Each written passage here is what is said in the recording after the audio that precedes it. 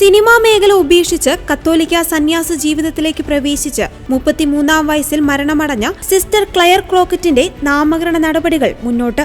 8 വർഷം മുൻപ് തെക്കേ അമേരിക്കയിൽ വൻ നാശം വിതച്ച ഭൂകമ്പത്തിലാണ് സിസ്റ്റർ ക്ലെയർ നിത്യസമ്മാനത്തിലേക്ക് വിളിക്കപ്പെട്ടത്. സിസ്റ്റർ ക്ലെയറിനെ വാഴ്ത്തപ്പെട്ടവളായി പ്രഖ്യാപിക്കുന്നതിനുള്ള രൂപതാതല നടപടികൾക്ക് ഞായറാഴ്ച മാഡ്രിഡിലെ അൽക്കാല ഡി ഹെനാറസ് കത്തീഡ്രലിലാണ് തുടക്കമായിരിക്കുന്നത്.